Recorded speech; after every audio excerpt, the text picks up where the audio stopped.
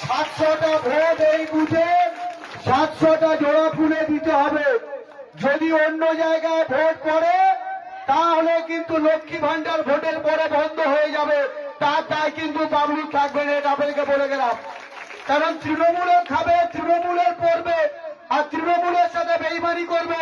বেইমানদেরকে 21 সালে ক্ষমা করেছি, এই 26-এ আমরা আর ক্ষমা করব না। আমরা চ্যালেঞ্জ দিয়ে গেলাম, শামীম আহমেদ জিতে গেছে, 4 তারিখে সবুজ আবির এখন থেকে কিনে রাখুন। আর পাড়ায় যারা ভাবছেন দু একটা ভোট এদিক ওদিক করবেন, আপনাদেরকে বলছি 100 টাকা 110 টাকা কেজি বিরিয়ানির চাল কিনলে দু একটা ভাঙা থাকে, চালেও কাকড় থাকে। এই পাড়ায় দু একটা কাকড় আছে, তাদেরকে বলে গেলাম যদি তৃণমূল কংগ্রেস করতে চাও এলাকায় থাকো, না তো আজকের পর থেকে বউ বাচ্চা নিয়ে এলাকার বাইরে চলে যাও। 4 তারিখের পরে ঘরে ঢুকতে আমরা ক্ষমা করব না। কারণ যতগুলো ঘর লাগে বাবলু দেবে, যত মানুষের চক্কর লাগে বাবলু দেবে। তৃণমূল কংগ্রেসের বাইরে যদি একটা ভোট অন্য দলে পড়েছে আমরা কিন্তু কাউকে ছেড়ে কথা বলবো না, এটা আপনাদেরকে মাথায় রাখতে হবে।